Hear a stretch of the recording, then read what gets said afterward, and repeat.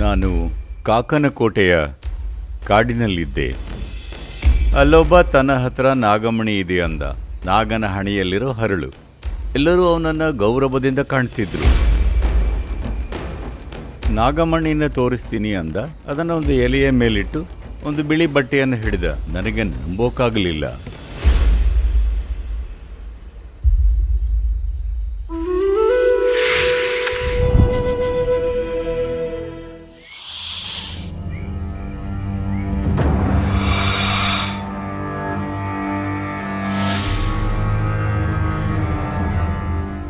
ನೋಡಿ, ಜಗತ್ತಿನಾದ್ಯಂತ ಎಲ್ಲ ಸಂಸ್ಕೃತಿಗಳಲ್ಲಿ ನಾಗ ಅಥವಾ ಸರ್ಪವನ್ನು ಯಾವಾಗಲೂ ಅಂತರ್ದೃಷ್ಟಿಯ ಮೂಲವಾಗಿ ಜೀವನದ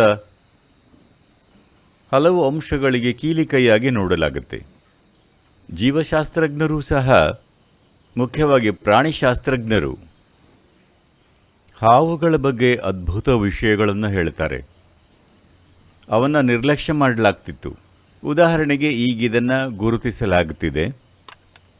ಸಮುದ್ರದಲ್ಲಿ ಸಿಗೋ ಕೆಲವು ನಿರ್ದಿಷ್ಟ ಹಾವುಗಳು ಇಂದಿಗೂ ಸಹ ಪೈನಿಯಲ್ ಫೋರಮೆನ್ ಅನ್ನೋದನ್ನು ಹೊಂದಿವೆ ಅಂತ. ಅಂದರೆ ಹಣೆಯಲ್ಲಿ ಒಂದು ರಂಧ್ರ ಇದೆ, ಅಲ್ಲಿ ಬೆಳಕಿನ ಸಂವೇದಕಗಳಿವೆ.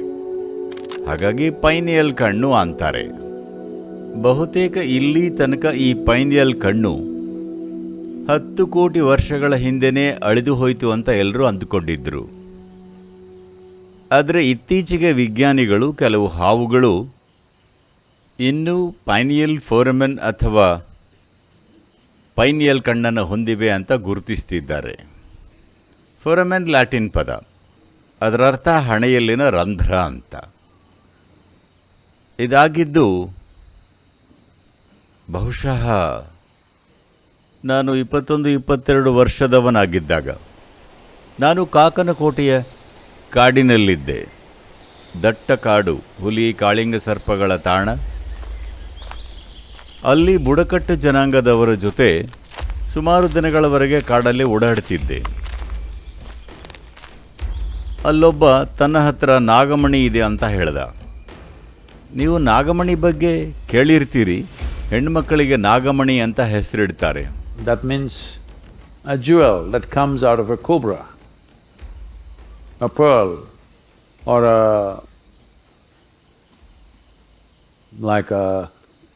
it's like a precious stone.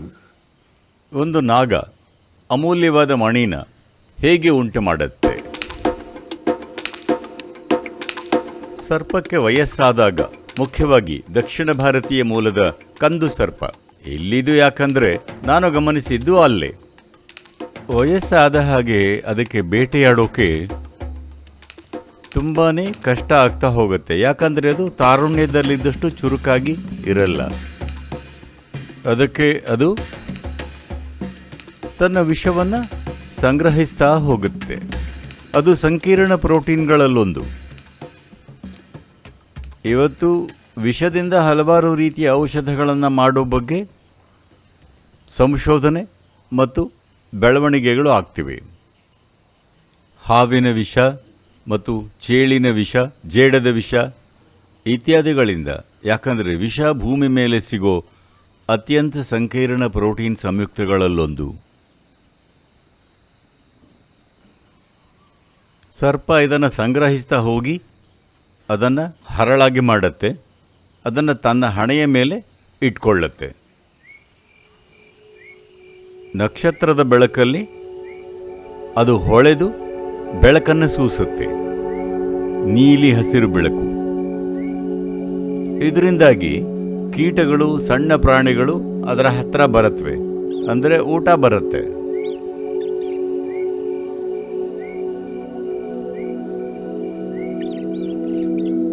ಹಾವು 12-14 ದಿನಕ್ಕೆ ಒಂದು ಸಲ ತಿನ್ನತ್ತೆ.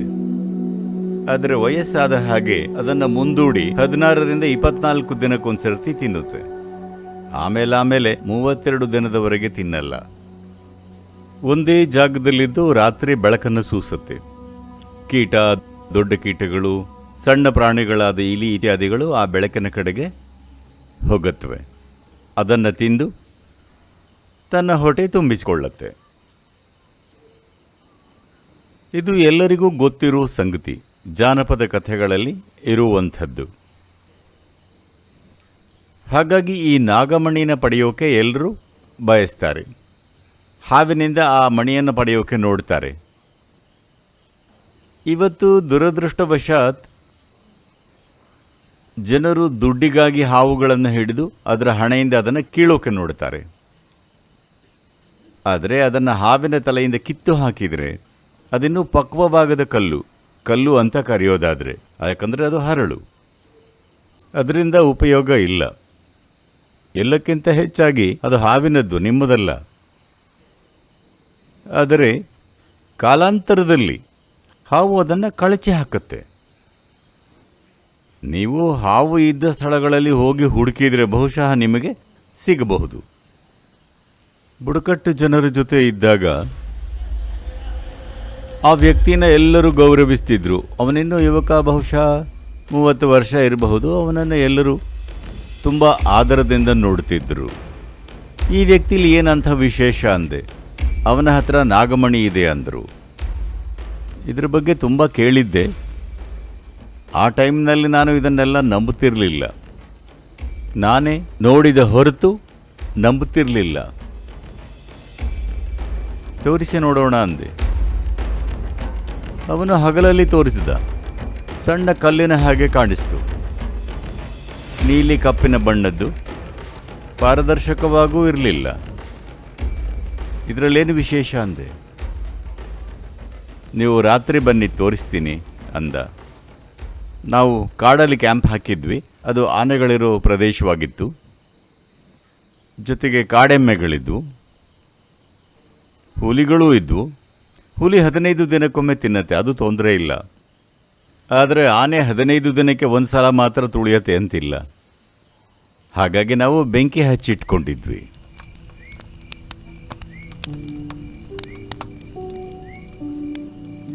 ಆಗ ಅವನು ಬಂದು ನಾಗಮಣಿನ ತೋರಿಸ್ತೀನಿ, ಆದರೆ ಬೆಂಕಿಯ ಬೆಳಕು ಬೇಡ ಅಂದ. ಹಾಗಾಗಿ ಕಾಡಲ್ಲಿ ತುಂಬ ಕತ್ತಲಿದ್ದ ಜಾಗಕ್ಕೆ ಹೋದ್ವಿ. ಅಲ್ಲಿ ನಕ್ಷತ್ರದ ಬೆಳಕು ಅಷ್ಟೇನೂ ಇರಲಿಲ್ಲ, ಸ್ವಲ್ಪ ಅಷ್ಟೇ. ಅದನ್ನು ಒಂದು ಎಲೆಯ ಮೇಲಿಟ್ಟು ಬಿಳಿ ಬಟ್ಟೆಯನ್ನು ಹಿಡಿದ, ತೆಳುವಾದ ಬಿಳಿ ಬಟ್ಟೆ. ನನಗೆ ನಂಬೋಕೆ ಆಗಲಿಲ್ಲ. ಅದು ಹೇಗೆ ಹೊಳಿತಿತ್ತು ಅಂದರೆ, ನವಿಲಿನ ಗರಿಯಲ್ಲಿ ಮಧ್ಯದಲ್ಲಿ ಇರತ್ತಲ್ಲ ಹಾಗೆ, ಹಸಿರು ನೀಲಿ ಬಣ್ಣದ್ದು ಪ್ರಕಾಶಮಾನವಾಗಿ ಹೊಳಿತಿತ್ತು. ಬಿಳಿ ಬಟ್ಟೆಯನ್ನು ತೆಗೆದರೆ ಒಂದು ಕಪ್ಪು ಕಲ್ಲಷ್ಟೇ, ಬಟ್ಟೆಯನ್ನು ಹಿಡಿದರೆ ಹಸಿರು ನೀಲಿಯಾಗಿ ಹೊಳಿತಿತ್ತು. ಅವನು ಹಾವಿನ ಹುತ್ತದಲ್ಲಿ ಹುಡುಕಿದಾಗ ಅದು ಸಿಕ್ಕಿತ್ತು ಅಂದ. ಅದನ್ನು ಯಾರಿಗೂ ಕೊಡೋದಿಲ್ಲ ಅಂದ, ಯಾಕಂದರೆ ಅದು ಅವನನ್ನು ರಾಜನನ್ನಾಗಿ ಮಾಡತ್ತೆ ಅಂತ.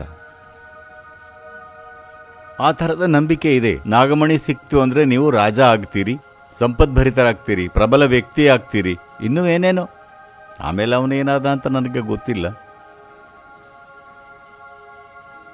ಆದರೆ ಒಂದೇನೆಂದರೆ, ಅದನ್ನು ನಿಮ್ಮ ದೇಹದೊಂದಿಗೆ ಇಟ್ಕೊಂಡ್ರೆ ಹಾವು ಕಚ್ಚಲ್ಲ ಅಂತಾರೆ. ಅದು ಇದ್ರೂ ಇರಬಹುದು, ಯಾಕಂದರೆ ಜನರು ಇದನ್ನು ತೋರಿಸೋದನ್ನು ನೋಡಿದ್ದೀನಿ. ಏನಂದರೆ, ನನಗೆ ತುಂಬ ಹಿಂದೆ ಹಾವುಗಳು ಕಚ್ಚಿದ್ವು. ನಂತರ ಸಾಕಷ್ಟು ಅವಕಾಶ ಇದ್ದರೂ ಸಹ ಅವು ಯಾವತ್ತೂ ಕಚ್ಚಲಿಲ್ಲ. ನಾಗಮಣಿ ಏನಾದರೂ ಕಾಣಿಸತ್ತಾ? ದಿವಸಿ ಇನ್ನೊಂದೇನೆಂದರೆ, ಅವುಗಳ ಹತ್ರ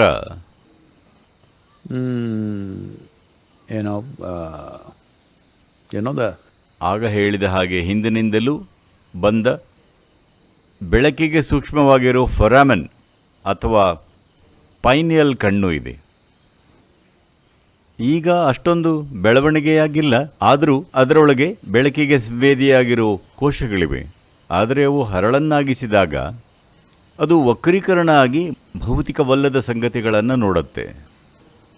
ಅದಕ್ಕೆ ಅವು ಮನುಷ್ಯರ ಜೀವಶಕ್ತಿಯನ್ನು ನೋಡಬಲ್ಲದು.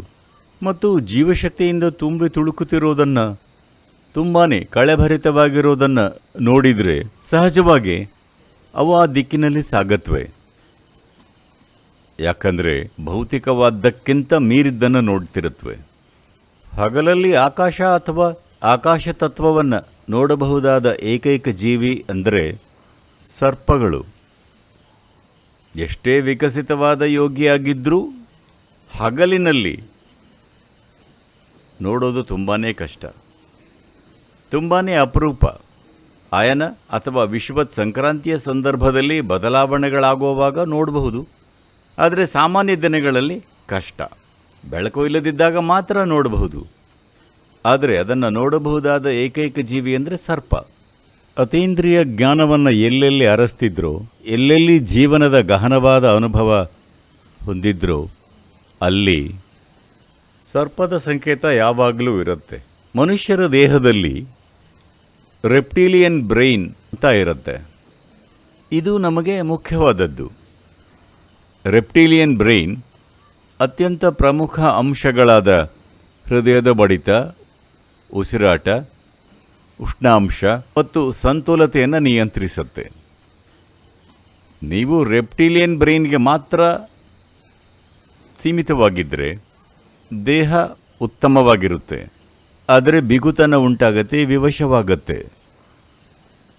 ಈಗ ಯಾರು ಪ್ರಜ್ಞಾಪೂರ್ವಕರಾಗೋಕೆ ನೋಡ್ತಿದ್ದಾರೋ, ಯಾರು ಪ್ರಜ್ಞೆಯ ಉತ್ತುಂಗವನ್ನು ಪರಿಶೋಧಿಸೋಕೆ ನೋಡ್ತಿದ್ದಾರೋ ಅವರು ದೇಹದ ರೀತಿ ನೀತಿಗಳಿಂದ, ದೇಹದ ವಿವಶತೆಯಿಂದ ಮುಕ್ತವಾಗೋದು ಒಂದು ಅತ್ಯಂತ ಮುಖ್ಯ ಸಂಗತಿಯಾಗಿರುತ್ತೆ.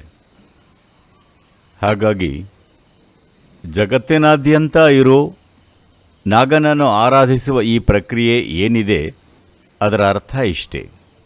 ಜನರು ತಮಗಿರೋ ದೈಹಿಕ ವಿವಶತೆಗಳನ್ನು ಮೀರೋಕೆ ಪ್ರಯತ್ನಿಸ್ತಿದ್ದಾರೆ. ಅವು ಸಣ್ಣದಲ್ಲ, ನಮ್ಮನ್ನು ನಿರ್ಮಿಸೋದರ ಆಧಾರ ಅದು, ನಮ್ಮ ನಿರ್ಮಿತಿಯ ಆಧಾರ ಅದು. ನಮ್ಮ ಎಲ್ಲ ದೈಹಿಕ ವಿವಶತೆಗಳು, ಉಸಿರು ಅದು ಬೇಕೇ ಬೇಕು, ಆಹಾರ, ಹಸಿವು ಮತ್ತು ನಮ್ಮ ಸಂತಾನೋತ್ಪತ್ತಿಯ ಅಂಶಗಳು ಇವೆಲ್ಲನೂ ಜೀವನದ ಮುಖ್ಯ ಅಂಶಗಳು. ಇವುಗಳಿಲ್ಲದೆ ನಿಮಗೆ ಇರೋಕ್ಕಾಗೋಲ್ಲ ಅಂದರೆ ಕೆಲವೊಂದನ್ನು ಮೀರಬಹುದು. ದಿನಕ್ಕೆ 5 ಸಲ ತಿನ್ನೋ ಬದಲು 1 ಅಥವಾ 2 ಸಲ ತಿನ್ನಬಹುದು. 8 ಗಂಟೆ ನಿದ್ದೆ ಮಾಡೋ ಬದಲು 3 ಗಂಟೆ ನಿದ್ದೆ ಮಾಡಬಹುದು. ನೀವು ಅದನ್ನೆಲ್ಲ ಮಾಡಬಹುದು. ಆದರೆ ನೀವಿಲ್ಲಿರೋದು ಬೇರೆ ಯಾರೋ ಆ ವಿವಶತೆಯನ್ನು ಹೊಂದಿದ್ರಿಂದ ಅವರನ್ನು ತಂದೆ ತಾಯಿ ಅಂತೀರಿ. ಅವರಿಗೆ ಆ ವಿವಶತೆಗಳು ಇದ್ದಿದ್ದರಿಂದಲೇ ನಾನು ನೀವು ಇಲ್ಲಿದ್ದೀವಿ.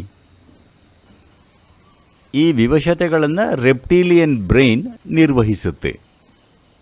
ಈಗ ರೆಪ್ಟಿಲಿಯನ್ ಬ್ರೈನ್ ದಿಢೀರನೆ ಆ ತುಡಿತ ಕಳ್ಕೊಂಡ್ರೆ ಆಗ ಅದು ಹೋಗುತ್ತೆ. ನೋಡಿ, ಯೋಗದಲ್ಲಿ ಜೀವನವನ್ನು ಪರಿಗಣಿಸೋ 2 ದಾರಿಗಳಿವೆ. ಒಂದು ರೆಪ್ಟಿಲಿಯನ್ ಬ್ರೈನನ್ನು ನಿಗ್ರಹಿಸೋದು, ಇನ್ನೊಂದು ರೆಪ್ಟಿಲಿಯನ್ ಬ್ರೈನನ್ನು ಮೀರೋದು. ನಿಗ್ರಹಿಸಿದಾಗ ಜೀವನ ಒಂಥರ ಕೆಲಸ ಮಾಡುತ್ತೆ, ಮೀರಿದಾಗ ಇನ್ನೊಂದು ಥರ ಕೆಲಸ ಮಾಡುತ್ತೆ. ಆದರೆ ನೀವು ರೆಪ್ಟಿಲಿಯನ್ ಬ್ರೈನ್ನಲ್ಲಿ ನೆಲೆಯೂರಿದ್ರೆ ಬರೀ ದೇಹವಾಗಿ ಇರ್ತೀರಿ. ಬ್ರೈನ್ ಇದೆ ಅಂದ್ಕೋತೀರಿ, ಪರವಾಗಿಲ್ಲ, ಆದರೆ ಅದು ರೆಪ್ಟಿಲಿಯನ್ ಬ್ರೈನ್. ಇದನ್ನು ಮೀರಿದರೆ ಆಗ ಈ ಪೈನಿಯಲ್ ಫೊರಾಮನ್ ನಿಮ್ಮೊಳಗೂ ಕೆಲಸ ಮಾಡುತ್ತೆ. ನಾನು ಹೇಳ್ತಿರೋದು, ನೀವು ನಿಮ್ಮ ವಿಷವನ್ನು ದಿನನಿತ್ಯ ಬಳಸದೇ ಇದ್ದರೆ ಅದೆಲ್ಲ ಸೇರಿಕೊಂಡು ಒಂದು ಹರಳಾಗಿ ನೀವು ಹೊಳಿತೀರಿ. ಆದರೆ ನೀವದನ್ನು ಪ್ರತಿದಿನ ಹೊರಗೆ ಹಾಕ್ತಿದ್ದೀರಿ.